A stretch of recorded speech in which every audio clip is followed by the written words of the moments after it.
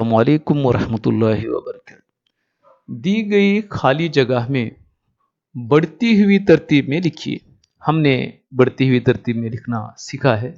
अब यहाँ जो अदाद दिए गए हैं उनको बढ़ती हुई तरतीब में आपको लिखना है। 1 2 3, उससे बड़ा 4, उससे बड़ा 5। आप उसी तरह से लिखते चले जाएंगे। दिए गए खाली जगह में घटती हुई तरतीब में लिखिए। यहाँ 9 है, 9 से छोटा 8 होता है, 8 से छोटा 7 होता है। उसी तरह से आप आगे लिखते चले जाएं। बढ़ती हुई तरतीब में लिखिए। यहाँ अदाद दिए गए हैं जैसे कि हमने पिछली वीडियो में पढ़ा है।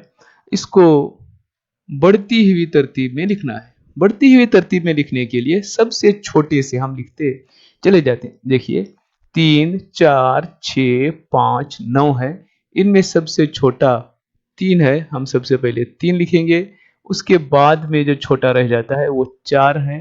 हम उसके बाद में यहाँ 4 लिखेंगे। उसके बाद में छोटा रहता है 5, वो यहाँ 5 हम लिखेंगे। उसके बाद में छोटा 6 है। उसके बाद में छोटा 9 है।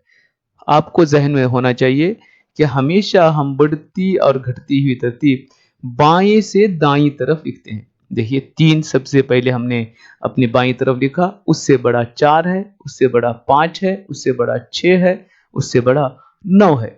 उसी तरह बाकी अदाद को भी आप बढ़ती हुई तरतीब में लिखिए। यहाँ पर भी जो अदाद दिए गए हैं उनको भी आप यहाँ बढ़ती हुई तरतीब में लिखेंगे। यहाँ देखिए आगे पीछे और दरमियानी अदद हमें लिखना है।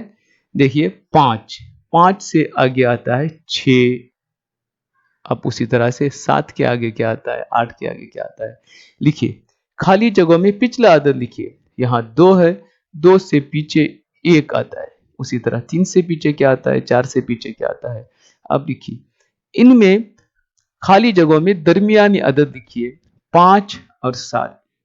दरमियानी अदद लिखने के लिए या तो बाईं तरफ का अगला अदद लिखेंगे या दाईं तरफ का पिछला अदद लिखेंगे। अब देखिए हमें मालूम है 5 और 7 के दरमियान में 5 से आगे 6 आता है, 7 से पीछे भी 6 आता है, यानी 5 और 7 के दरमियान में 6 अदद आता है। यहां पर भी आप आगे पीछे और दरमियानी अदद लिखेंगे। देखिए यहाँ एक 7 दिया गया है, 7 के पीछे क्या आता है, 6 आता है। आप लिखेंगे यहाँ 7 के आगे 8 आता है, आप 8 यहाँ पर लिखेंगे। उसी तरह से आप अगले पिछले और दरमियानी अदाद जो भी जगह खाली दी गई है उसको आप पूर्ण करेंगे। अस्सलामु अलैकुम वरहमतुल्लाहि वबरकातुहू।